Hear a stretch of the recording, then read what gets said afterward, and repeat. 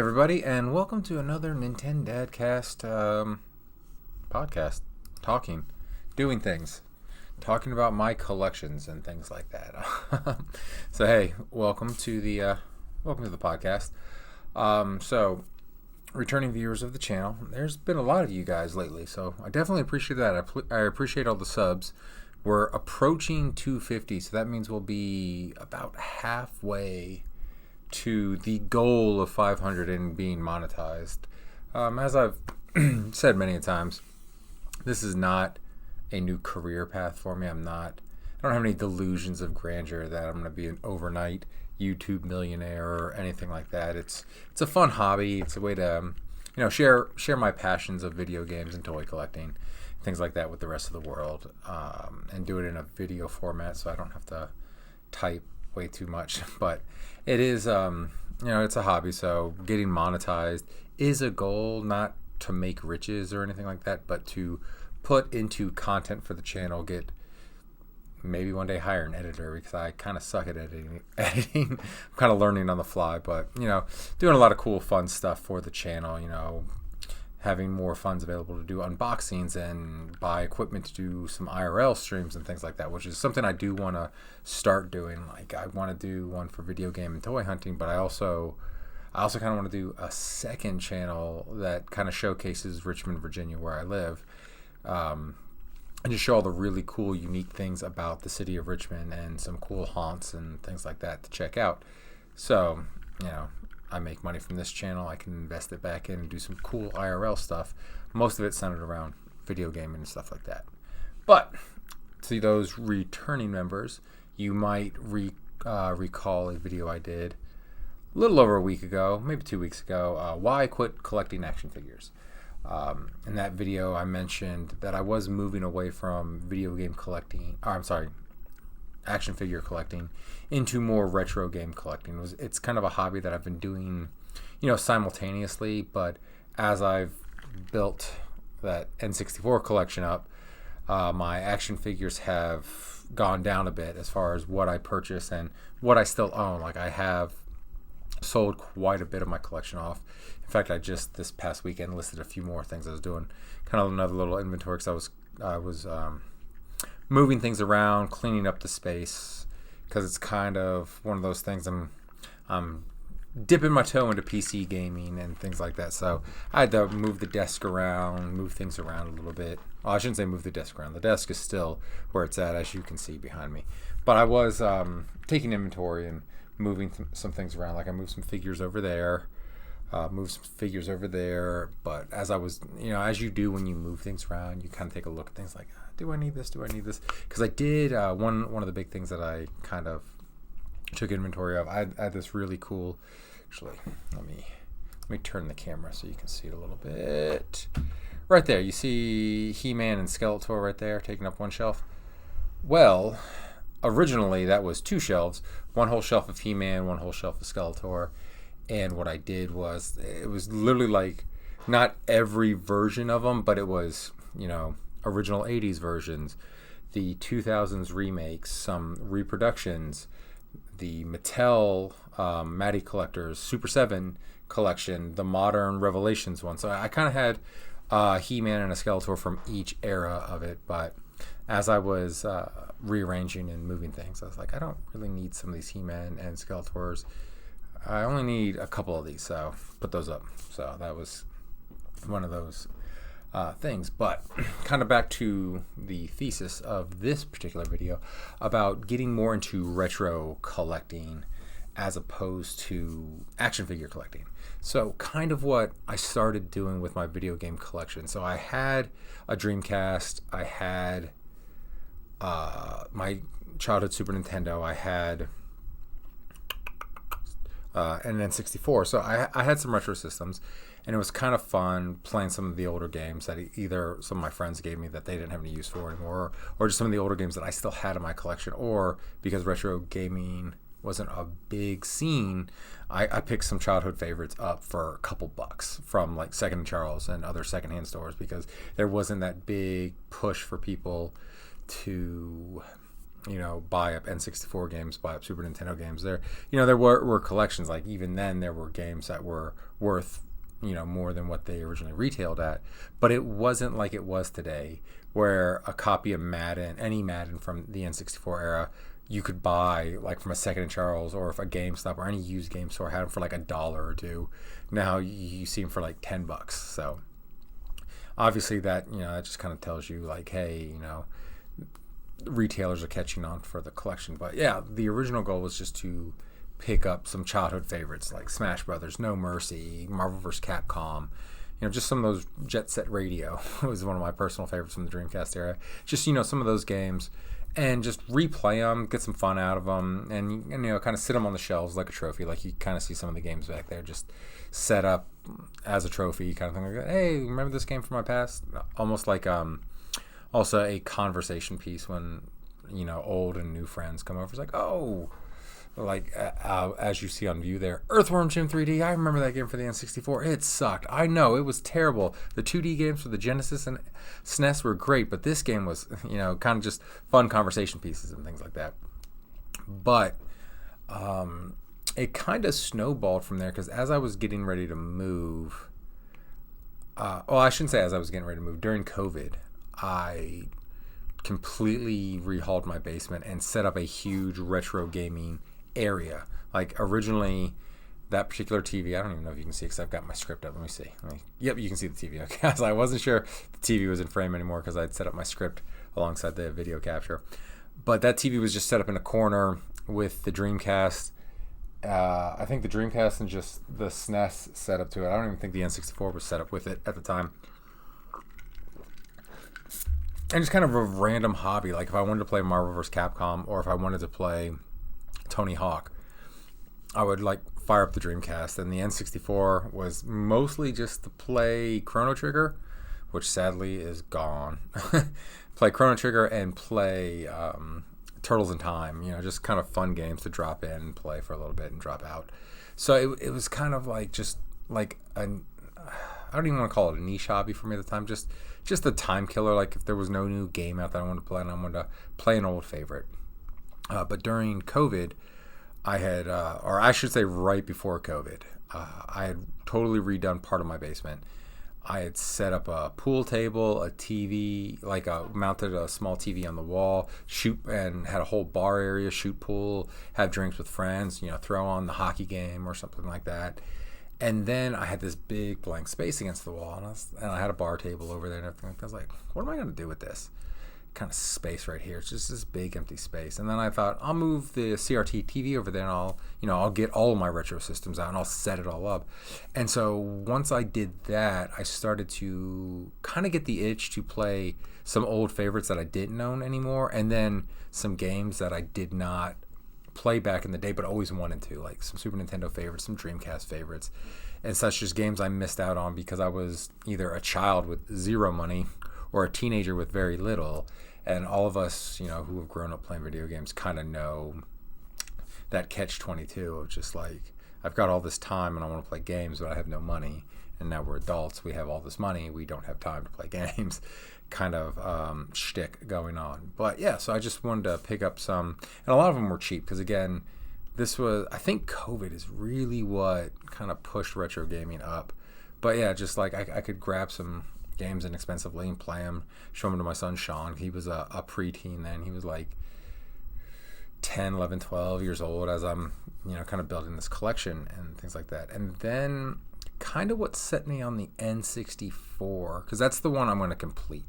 That, like, I will buy games here and there of, GameCube, Xbox, Dreamcast, PlayStation, Saturn games that I've wanted to play, just never got the opportunity to, or favorites that I want to rebuy. But the N64 is what I'm going for a complete collection on. That's what I'm working on. Just carts. If I get a few boxes, like I've got a WCW Backstage back there sealed. So, but I'm mostly going for carts. If I can get some good deals on complete in boxes, I'm going to, just as kind of display pieces. Like you see Earthworm Jim up there, you see Backstage. I think that's All-Star Hockey. Oh no, that's not hockey. What the hell is hockey? Hockey's somewhere. I think it's hidden behind something because no one gives a crap about All-Stars Hockey. That's actually Custom Robo 2 next to it. So just kind of cool display pieces, kind of thing like that. Like I have, it's on the bottom shelf there, but I have Ken Griffey Jr.'s winning run. You can kind of see it if I moved the wrong way. You can kind of see it. You see it right behind Griffey. Ken Griffey Jr.'s winning run in complete inbox down there. So kind of display pieces, but not something I'm going for as part of the collection. But I do want to get the complete series of N64 games. And what kind of started that off was trying to buy games that I wanted, but I could only find them in lots. So it's like, okay, this game goes for about this much money, and if I pay an extra $5-10, I'm going to get like 8 other games.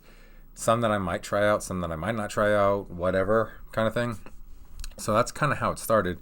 And then I was watching a Scott the Woz video talking about boxes and end labels on games, where, you know, your Sega Genesis games, for most of the Sega Genesis lifespan, came in the plastic cases, which I always, that was like my big thing. I was always a Nintendo kid, and I liked the Super, even as an adult, you know, with zero biases or anything like that, or at least I don't think I have any biases, but I've always been a Nintendo person, and that was the like one big envious thing I had over that I like Sega more than Nintendo was the cases the games came in.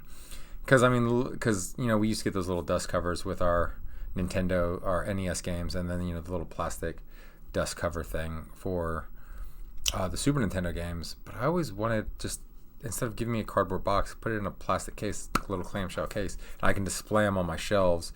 Because when you're a kid, like, just trying to like stack those cartridges up was a pain in the ass. Plus, like, you'd have to sit them on their side so you could see the labels. And yeah, so Scott the Woz was talking about, you know, labels on Nintendo games, how we had like the big labels on the NES games, and there was like a small, barely readable label on the Super Nintendo games, and then N64, no label at the top whatsoever. So it was kind of hard to display, like set up the games to where you could just glance at your shelf and like, okay, No Mercy's right there, let me pull it off the shelves. And he started talking about, you know, these labels right here, and I was lamenting that it was kind of a cool thing, and my wife had just started her sticker business, and, you know, was making stickers like that. I was like, hey babe, do you think you could, for some of my games that I have, do you think you could make labels for me? And she was like, yeah, sure. And then for my birthday, instead of making the labels, she just found someone on Etsy and bought like the complete N64 labels. And it also comes with, what's kind of cool about this one too, Bowie was picking at it last night. If you were watching the stream last night, he was talking about stickers. It also came with like fan-made games, like labels too. So you could have some labels for a lot of fan-made games, like the Dragon Ball Z kart racer that just uses Mario Kart and reskins it and things like that. So those were kind of cool. So when she bought me those, it kind of inadvertently started me collecting. I wanted to get the complete N64 thing, because as I was peeling stickers off to put on the games that I already owned, I was just kind of like, this would be kind of cool to get rid of all of these labels and put them on games. And so I have begun that, and that's kind of, so I went on in my Google Docs and created a checklist of all the US released N64 games, and also put prices next to them. Like, I would use price chart and also kind of scour the internet and see what things were going for to give me a good idea when I'm out looking at swap meets, yard sales, collectible stores, things like that, what I should be paying for these games. So that's where the video game collecting started from, and it was fun to start with, and it's still fun. It's kind of slowed down a little bit because some of the games that I'm missing now are the rarer, more expensive ones that I just don't feel like buying, kind of thing like that. It's one of those, like, I could spend $200-300 on this game, or I could not, kind of thing. I'm waiting. Those are going to be like the crown jewel at the end of the road kind of collection. Like right now, I'm trying to fill in with the cheap ones. And as far as the cheap ones go, if I find them at the swap meet, like when I did the recap, I got several cheap games at the swap meet. I'm fine buying those individually, like $5-10 a game. I'm perfectly fine buying those by themselves because I'm not paying shipping. Where it's kind of slowed down is trying to find some of these cheaper games in a bundle where I'm willing to pay the price for the bundle if I'm for the number of games plus games that might be repeats for me that I know it's going to be hard to resell, or if I take them to like Second and Charles or one of the local used video game stores, I'm not going to get that much for. So it's one of those like just trying to find these games in the bundle, because I don't want to buy a bunch of $5 video games and then pay $5 shipping each, because then they become $10 video games. And where if I just bought 10 of them for $50 and paid shipping once, $5, $10 for shipping, I paid $60 total. But $5 plus $5 for shipping, that's $10 each. I buy 10 of those games at that point, it becomes $100. So it's one of those, for the rarer, more expensive games, like I just picked up, you can see it right there, Mega Man 64. I think that was like $50, $40, $50. I had a $10 coupon, so it was from Macari, so it was $40. I don't mind paying shipping for the $5 shipping for that, because at that point, I'm already spending so much. I'm not big on, paying for as much for shipping as I am for the actual product, especially something that I know is just going to sit on my shelf, because I talked to a buddy of mine, Sam. I know him as Double R because him and I became good friends through Xbox Live. We've never met in person, but we've been almost best friends since I want to say Gears of War came out. So 15 years, 16 years. Him and I have been buddies. Like I said, because he's from the West Coast, I'm from the East Coast. We've just never met in person. So it's just kind of one of those cool friendships of the modern age. You never met a person in person, but you've gone to battle with them in video games, and that you just become best friends that way. So I was talking to him. I was like, yeah, once I get the full collection, I might start sooner than that. But I was saying, once I get the full N64 collection, I'm going to stream and do every single Nintendo 64 game. And not, because I know there's a channel out there and he beats every Nintendo 64 game. I am not going to do that. I don't have the patience for a game like Superman 64 to play through it completely to beat it. No, I'll play it for a little bit. So I joked with him that I'll give each game like 15 minutes. Like now some of the better games that I'd never played before, something like Quest 64, which everyone seems to love. When I picked that up, a lot of people were like, oh yeah, that one's great. That or F-Zero X is the N64 one. Those ones I might play through completion on stream and things like that, because it's like those are good games that I just never got to play. So that'll definitely be a fun thing to do, to play those games. But yeah, like the frustrating, broken, terrible games, I'm not gonna devote much of my time to that. I'm 41. I'm literally at midlife, because life expectancy is in your 70s. I stay in really good shape. I eat well, so I think I'm gonna make it to at least 80. I got dark there for a second talking about mortality, but so it's like I'm not gonna waste any of my remaining hours on terrible video games. I'm gonna play a little bit of it to get the gist of it, and then all right, pop a new game in there, kind of thing like that. So yeah, that's something I plan on doing with my collection, and that's kind of what has made the shift from action figure collecting to video game collecting. Because with my figures, I don't do it nearly as much because the time it takes to take a figure down, set it up in a bunch of different poses to take pictures and get the shot right, the lighting right, and everything like that. It's time consuming. It's a pain in the butt, and what makes it even harder is you guys see Bowie up here when I'm streaming. Sometimes when I'm filming content, he's a crazy toddler and he loves toys. He loves action figures. He's a boy.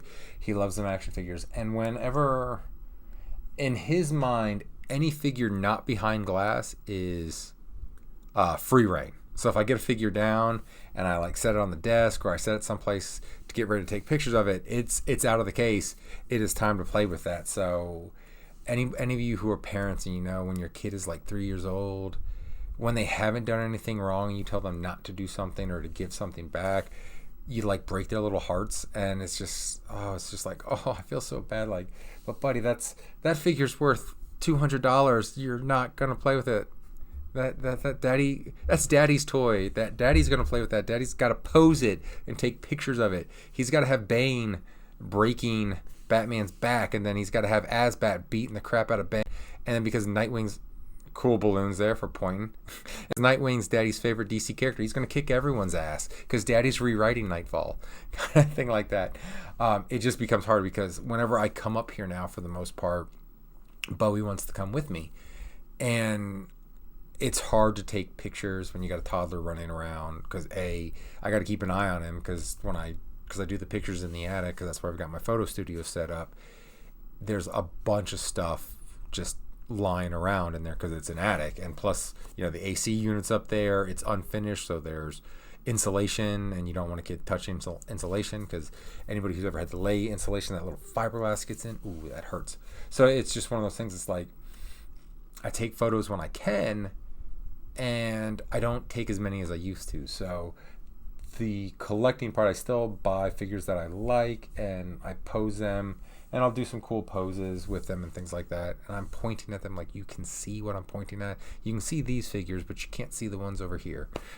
Sorry. But it's one of those things, just like I can't do it. And also, I'm not even going to put the full blame on Bowie.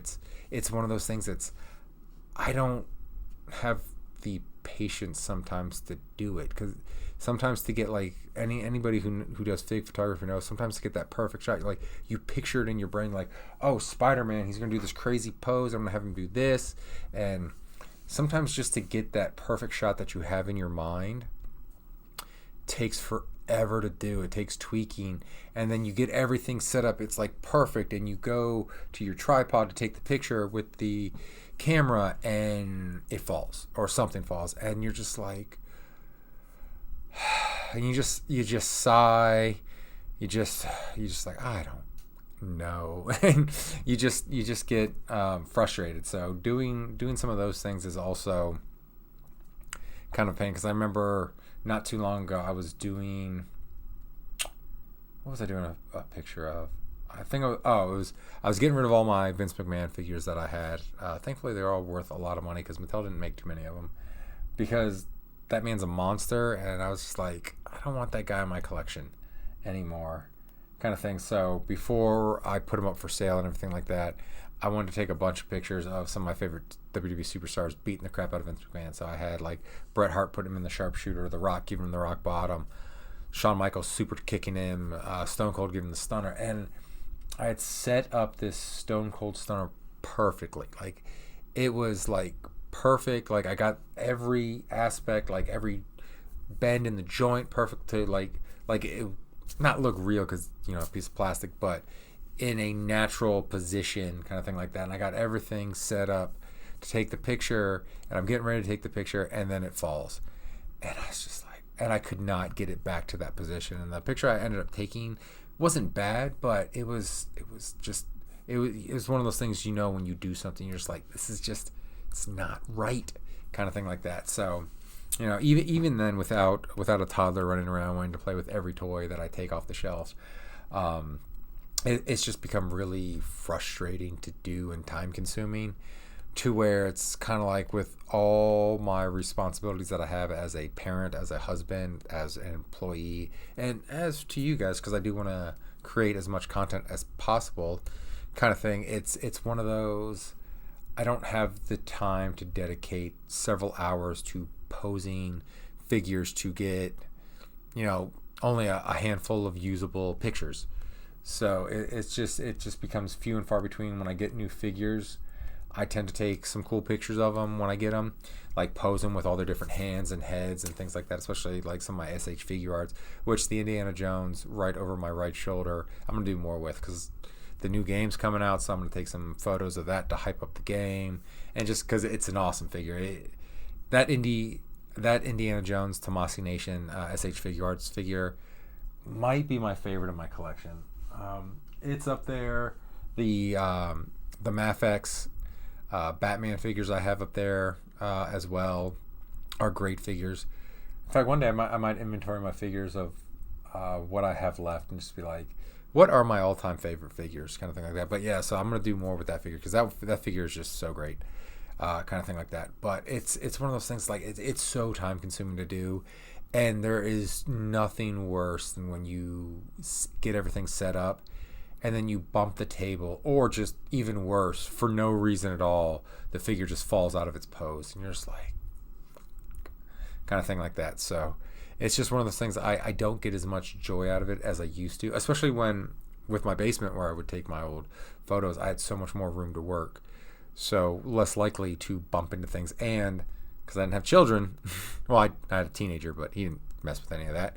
I could leave stuff out. Like I could pose it, take a few pictures, and just leave it. I wouldn't have to try to wrap it all up in one day. And like sometimes I would just get the stuff out like the day before, hours before, and just kind of put them on my table that I was going to take the photos on, and then come back later and take the pictures, and just kind of do it every once in a while. But I don't have that time anymore to do that. And like I said, I got a toddler. If I leave stuff out, anything that's not in those glass cases, as far as action figures are concerned, they are free game for Bowie, and he's quick. He'll grab them.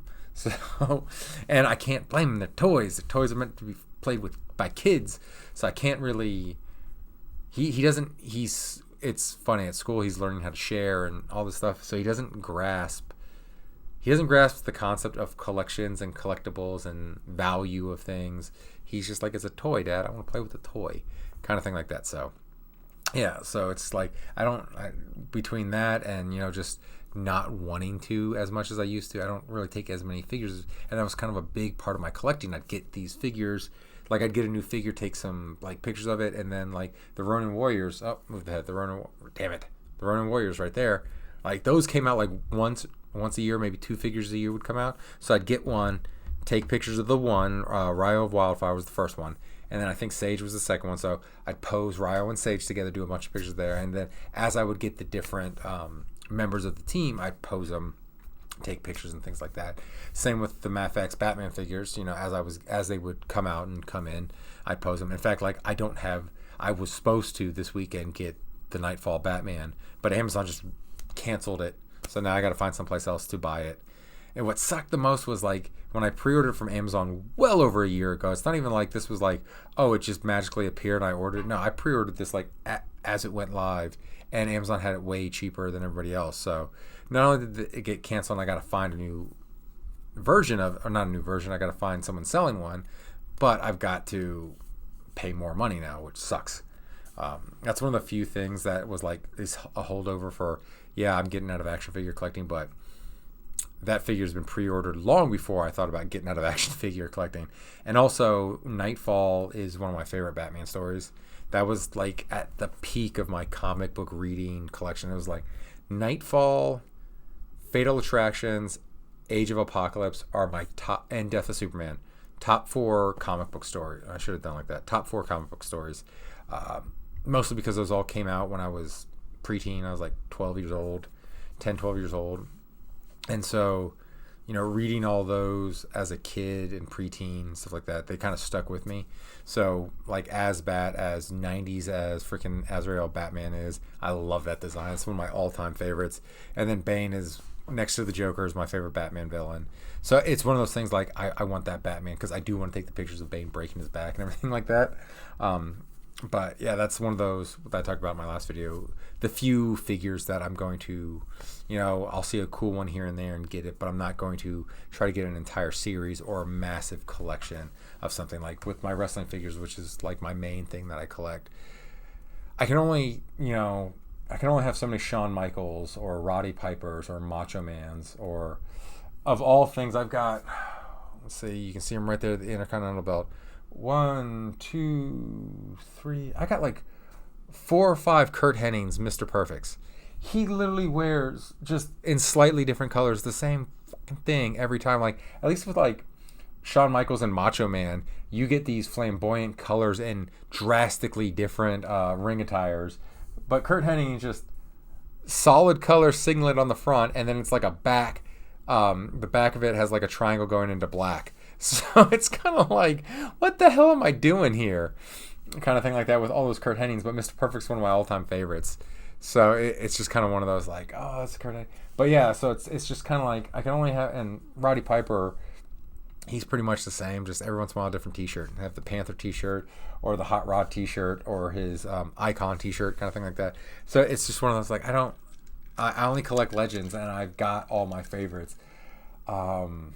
The only thing I need now is like a retro Goldust, because I've got like a modern Goldust from right before he left the WWE. But I would love to have like the feather boa, the long robe, the wig Goldust. I want one of those. But yeah, like kind of looking at my collections, thinking of like some of my favorites. I would say Owen Hart would be in there, but I made a really cool custom Owen Hart using the AEW Owen Hart head and using an Ultimate Bret Hart body. Did a really good job too, matching the paint, so he was wearing shorts instead of pants. So yeah, I can't think of like any legend that I don't own that either. Well, I do need a Psycho Sid. I do need that, and that's coming out soon, so I will have that soon. But yeah, it's like, as far as like my collection goes, I can't think of anybody from my like childhood, my teenage years, like, oh, I need that figure. And I even got like legends that I didn't think I would get, like Rick Rude showing up on Raw and Nitro on the same day. They made that a Build-A-Figure. Announcer Mr. Perfect, again, adding to, at least it's different this time, adding to my Kurt Hennig collection. They even made that, so I got that. So yeah, it's just kind of like so the wrestling stuff is tapered off. So yeah, but we're not talking about action figures. We're talking about video games here. And kind of like going to the photos, like that was all the interaction I would have with my figures. Like I'd pose them on the shelves, and every once in a while change up poses when I move stuff, kind of thing like that. So there was that. But what I really enjoy about collecting video games, especially retro ones that I love, is there's that interactivity with it. You know, you move an action figure around way too much. Paint's going to flake, it's going to chip, things like that. You drop it while doing it. You could chip some paint, put some scratches, put some dents in the game or the figure, and it decreases in value. Not that I collected figures for value, but it is nice when you're collecting and you're not one of those people who store figures when they don't have room for them. You kind of, when you buy new, you sell off some. It is nice when those go up in value. So it's like you paid $15, $20 for a figure new, and then when you decide to sell it a few years later, it's doubled, tripled, quadrupled in price, and boom, you can buy a lot of action figures with the money you just made off that. It's one of those kind of things, like you supplement your collection by selling off things that you paid less for, and you can sell for more, kind of thing like that. But with video games, it's nothing but interactivity, because as long as you don't scratch the shit out of a disc, and I don't really collect disc games, and I've never been one to do that anyways. I've always taken, even as a kid, taking great care of my disc, kind of thing like that. I can play those games. Like you see the Tony Hawk demo running behind me right now. Just pop a game in, play when I want, kind of thing like that. And I can share this love with my boys. Bowie, he did play the Peppa Pig game on Xbox the other day, but the only video games he's ever played are the N64. That's it. He's just played Mario. He's played No Mercy. I think some of y'all have seen that on my shorts, him playing those games and just having a blast. That's all he's ever played. And with my son Sean, when he was, and I'll probably do the same thing with Bowie, when he was a little kid, he didn't get any video game systems in his room, and he wasn't allowed to play any modern video games. I made him and just play so many hours on the Super Nintendo, the N64, kind of learning the basics in a sense. My whole thought was I didn't want him to go straight into modern gaming, graphics and everything like that. I wanted him to play some of these classic games and build an appreciation for them. Because I think a lot of younger gamers don't have the appreciation for some of the better 8-bit, 16, 32-bit games that were out there that are still fun to play today. Like, I'll still go back and play all the NES, Super NES, and 64 Marios. I'll play them like I did on the channel. I was doing Mario 64, and you see me playing NES World Championship all the time, playing those classic 8-bits. So it's kind of, I wanted him to get an appreciation for it, and I wanted to do the same with Bowie. And we can sit there and play. Like, if we're playing the N64, like, especially when Bowie's a little bit older, you know, me, Sean, Bowie, my wife Alyssa, we can all get on there, play some Mario Party, Mario Kart, Smash Brothers, some fun games like that. We can all get together and play No Mercy, kind of thing like that. So it's just kind of that fun interacting, doing it with family kind of deal that you can do with video games that you can't really do with action figures. Like, I don't play with my action figures with Bowie. Now he has his own wrestling figures. He's got his own Ninja Turtles and Ghostbusters figures, and I play with him with those. But that's not my collection I'm playing with. I'm playing with his collection, kind of thing. And so it's one of those interactivity things, and I get a new game. I might not, like I said, I haven't played all those games back there, all my N64. I've played all the Switch games. Those aren't collecting dust. But all those N64 games, I haven't played them all. as I mentioned earlier, I plan to at some point give them at least 10, 15 minutes, play through some of them, but it's one of those things. Like, I can do that with those games, and I'll go back to them. Like, I've put in No Mercy. I've put in the AKI wrestling games several times, not just when I first got them to play them to get that dopamine hit from the nostalgia. I go back and play them because, honestly, to me, those are the best wrestling games. The 2K series now, they're very realistic and they're fun games. Like, don't get me wrong, I don't hate on those. I was streaming and I was posting them on YouTube until they got taken down because of all the music and the footage that WWE claims and shit like that. So I don't do that anymore.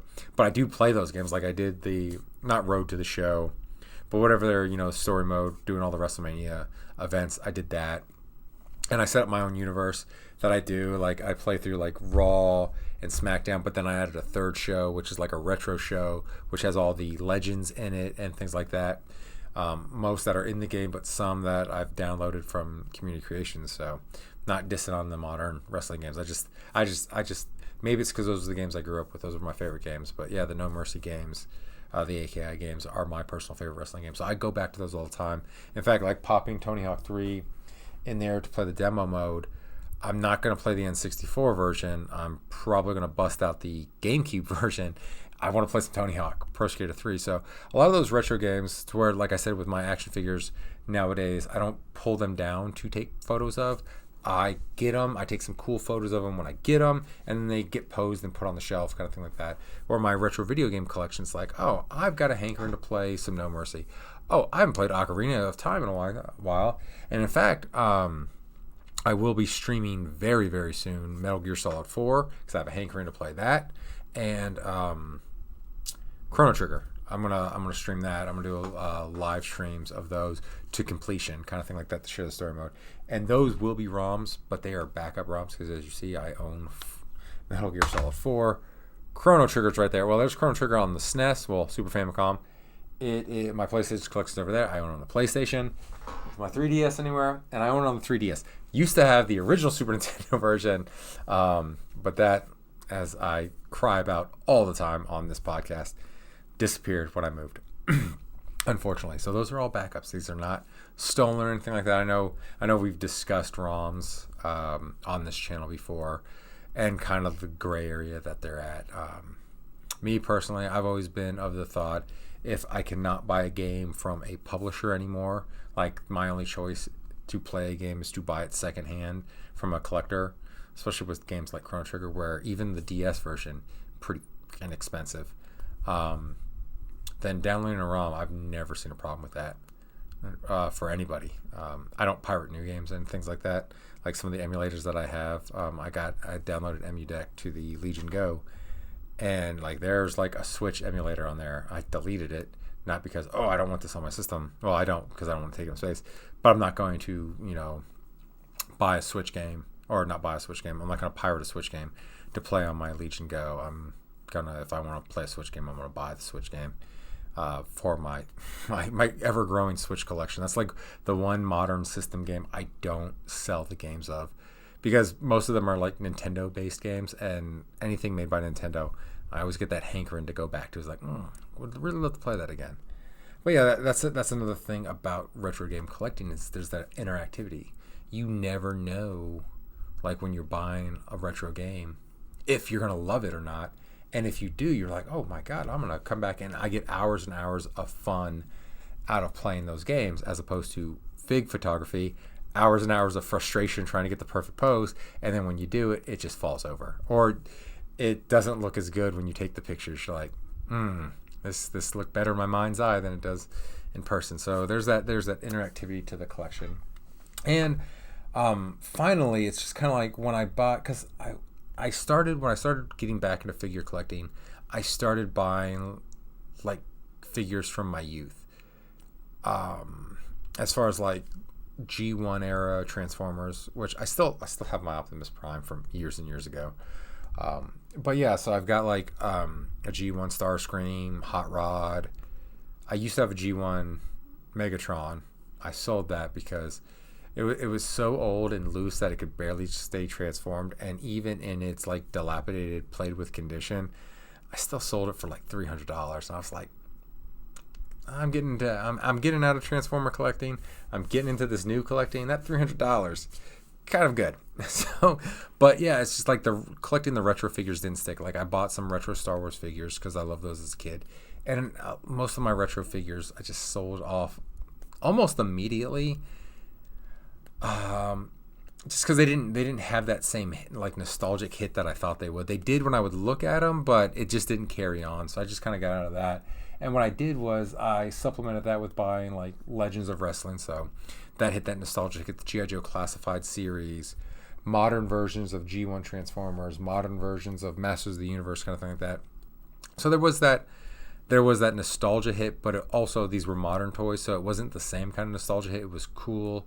Like you see over my shoulder, the Williams, damn it, I'm always bad at that. The William Stout He-Man collection that I got down there, plus with the new Mattel 80s cartoon version of He-Man. So there was kind of nostalgia hit there because I always wanted, the movie He-Man, but we never got figures of that until then. So that was cool.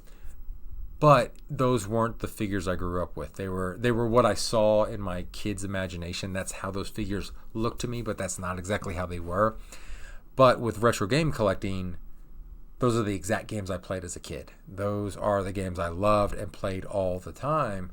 So it not only does it have that interactivity and I'm collecting something from my youth, but it is still fun to play most of those games. So I still get that. It's not just the dopamine hit from the nostalgia. These are good games, and I'm playing them again because I haven't played them in years. And sometimes with some of the stories, it's like, oh yeah, I kind of forgot all about that little plot twist in the game, or yeah, that's really cool, kind of thing like that. So, in the end, it's just one of those things. I get a lot more out of video game collecting. I don't know if you want to say I get more mentally out of it. I get more dopamine hits. Collecting the retro video games and playing them is a lot of fun. And one thing I've noticed about retro collecting, so when it comes to figure collecting, video game collecting, like I said, I don't really collect a lot of retro figures. It's mostly modern stuff. So I go to your Target, I go to Walmart, order from Amazon, Big Bad Toy Store, kind of thing like that. And there's very little camaraderie in that. Like if I go to Walmart to get the latest WWE Monday Night Wars figure, the 16-year-old kid stocking the shelves, he doesn't want to talk to me about wrestling figures. He might, but he probably doesn't. So it's like I'm not there to converse. But if I go into like a retro game store, the retro RVA swap meet I was at last week, I can chit chat with folks like the vendors, other collectors, just have good old conversations. Like I had, well, one, I gave him a shout out there. I ran into Gabby at the retro swap meet, and in fact, I ran into him last week. I went to just a general flea market, ended up running into him that day. Kind of thing like that, and then we hung out and went to another video game store, kind of thing like that. But there's this camaraderie with the retro game community, which does exist in the toy community. I'm gonna get there. Don't worry. I don't need to be hit up in the comments. Oh, toy community has. But like I said, I collect mostly modern figures, and I would go to toy stores periodically and have good conversations with people there. Living in Northern Virginia, just outside DC, there's a shop up there called Tashi Station, and they actually have a second shop they call Echo Base. Good Star Wars synergy branding there. Talked to the two owners of that shop constantly whenever I'd go there. I think the store was a good like 30-40 minutes away from my house, kind of thing like that. 20 minutes if traffic wasn't bad, but it's Northern Virginia, so traffic was always bad. But whenever I'd go there, like generally one of the owners would be there, have a great conversation with them, things like that. And then even like the employees, if like the owners weren't there, I'd chit chat with the employees. We wouldn't just talk about like toys. We talk comic books, Marvel movies, video games. So that was a lot of fun, kind of thing like that. But I don't. When I moved down to Richmond, there's been a couple toy shops I've been to, and I've chatted with the people there. But again, it's a lot of stuff I don't collect, and I had gotten out of collecting. They'd have some modern things, but not a lot, because they're not a big distributor like your Walmarts and your Targets and things like that. So a lot of stuff I collect they didn't have, kind of thing like that. So I didn't go there as much. So I didn't build that camaraderie. But with retro games, if I'm not buying them online, I'm going to swap meets, I'm going to flea markets, I'm going to retro game stores, and I'm talking with the employees, I'm talking with the owners, and things like that, and just building this community and camaraderie that I did not really have for the most part in action figure collecting, because it wasn't the kind of collecting I was doing. Because like I said, 16-year-old kid stocking shelves at Walmart does not want to hear a 40-year-old man talk about wrestling figures. I don't think anybody wants to hear a 40-year-old man talk about wrestling figures. But so it's one of those things that it's also kind of built another community there. And plus, like a lot of my buddies who I do have friends who collect figures, but those same friends who collect figures also big gamers, and then pretty much all of my friends are gamers. So where I can't really talk to all my friends about figures, I can pretty much talk to all my friends about video games. So it's just another kind of outlet kind of thing. Like when I get a new figure, I share it on my Nintendo Instagram thing, and I'll get comments and likes from people, stuff like that. But when I get a new game or like a new retro game, a huge conversation breaks out over it. It's like I'll get people like the post, and then they'll DM me saying, "Oh man, that video game is so fantastic. I love this part of it, blah, blah, blah, blah, blah," kind of thing like that. So we just get into this long conversation. Like my buddy Sam, Double R, pretty much him and I, we're both huge retro game collectors. And when either one of us posts a game in our story or just a regular post, kind of thing like that, that instantly leads to like an hour-long conversation about not just that game, but other retro games in that similar genre. So that's a kind of another thing that keeps me going more with retro games, is that just I've built more of a community with retro games, like just to talk and chat and things like that. And again, there's that community with action figures, but it was lacking for me more with the more modern collecting of figures. Like I do have friends who collect modern figures, and we chat about them. But like I said, I've got more friends who are into video games, so there's way more conversation to be had. And you can only have so much conversation about a brand new wrestling figure you got, just kind of thing like that. You might reminisce about that era of wrestling, but when you're talking retro games, there's a lot more reminiscing about playing those hours and hours of games. So it's just, again, kind of a fun community that kind of sprung up for me with all that. And by the way, I'm looking through my script now because I've gone totally off script. Like this has all been like stream of thought, but I think I've hit all the points that I had in my script, kind of thing like that. But yeah, so it's just one of those fun things, like getting into retro gaming, and just I don't know, I just enjoy a lot more of the gaming YouTube channels as opposed to toy channels. There are fun toy channels that I still watch. It's now Secret Galaxy, and they do more like, oh, this old show, and they do cover figures every once in a while. I do miss them doing their reviews and stuff like that when it was just Toy Galaxy. Mostly Dan Larson is the on-camera personality for that. And then Robo, he was part of Foosh, and then he left Foosh, and he just does his own thing, which is pretty much what he was doing over at the Foosh, kind of thing like that. So and Pixel Dan and the Major Brothers with wrestling figures. But yeah, it's like I watch a lot. Even before like getting into retro video game collecting, I was watching more video game channels. Like before it went defunct, Funhouse from Rooster Teeth. I watched Scott the Walls. I have Gamer Racks right now in the background just so the TV creates the different light display you have. I watch 4 a.m. Laundry with his IRL game hunts in Japan. Premiere 2 on Twitch, who's Pete. Again, he's another American over in Japan, but he does live streams and plays games. He does some IRL stuff too. But I just found myself gravitating more towards those content creators more so than action figure content creators anymore. And I know I'm leaving out some other video game content that I watch. Those are just the ones off the top of my head, kind of thing like that. So yeah, it's just been more rewarding, I would say, collecting video games at this point in my life than collecting figures. I guess is the too long didn't read that I put at the end, so you still had to read the whole damn thing, kind of thing like that. It's just more rewarding, more fulfilling, and overall just more fun. Like playing video games is fun. Collecting figures is fun too, but it's not as fun as video games. At least in my opinion, it's not as fun. So yeah, so there's my TED Talk on what got me into retro video game collecting. Lots of maddening rambles of a middle-aged man, kind of thing like that. So, but that's what I wanted to share with you guys, because I wanted to try to find a sequel to why I quit collecting action figures, because that video did so well for the channel. And like I said, this is a hobby to me, so I'm not chasing trends per se. But if something I create does kind of like hit big, I do want to try to duplicate that success in a way. So I kind of hope this did in a sense. And if you're a new viewer to the channel, thanks for staying this long to watching. Returning viewers, as always, it's great that you guys showed up to review to support the channel. In the next year, I do, considering that I only started this channel in late May and we're only into November and I'm almost at monetization kind of thing like that, I feel by middle 2025 we should be monetized and we should be kicking ass and going full steam ahead. So I thank you all for coming along for that. I am going to do some sort of giveaway once we reach 500 subscribers. Since we're about halfway there, I'm just thinking about it. I think it's going to start with something small, like a sticker giveaway. My wife, like I said, she does stickers. She's created some really cool Nintendad stickers for me. I've shown some off on camera before, but we're coming up with some cool designs. So I think I'm going to do a giveaway of those for some people once we hit 500, and then once we start taking off from there, they'll be like, I'm going to start.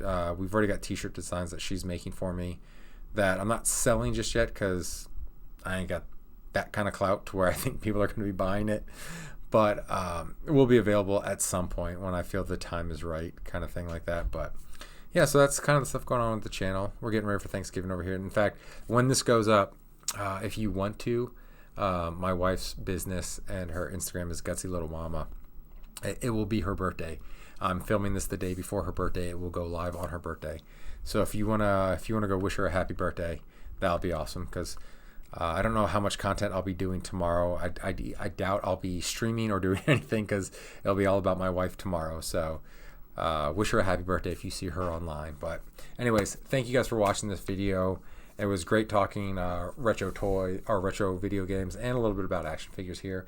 I'm going to be streaming a lot this week. I'm going to be playing The Man Who Erased His Name, the Yakuza spinoff with Kiryu. I will be starting Metal Gear Solid 4 this week or next week, and Chrono Trigger will be starting very soon. I've got those ROMs ready to go, because the problem with Chrono Trigger and Metal Gear is the ability to stream them, because I don't have a PS3 anymore, so I obviously can't stream that. And with Chrono Trigger, I've got the PlayStation to stream the PlayStation version, but for whatever reason, when I hook that something's up with that PlayStation. I got to figure out what it is. It's got a buzzing when you play it, and I was like, I don't know if it's the TV that's causing the buzzing, or if I try to stream it, you're going to hear the buzzing. I was like, I'm not going to do that to the viewers. I'll wait. Either figure out how to stream from my DS or download a ROM and do that. So I'll be doing that very soon. So look forward to those. And some modern games are going to be streamed very soon. I don't know what yet. I might start streaming Zelda Echoes again. That was a lot of fun, but I just got to figure out. I like to stream story-driven games. That way people can follow along and watch the story. And then, they can watch it on the YouTube, they can watch it on the Twitch, kind of thing like that. But that's what's going on with the channel. So, again, thank you for watching. Have a great rest of your day. Don't forget to like and subscribe if you haven't done that already. And I'll chat with you again probably Wednesday. Take it easy. Bye.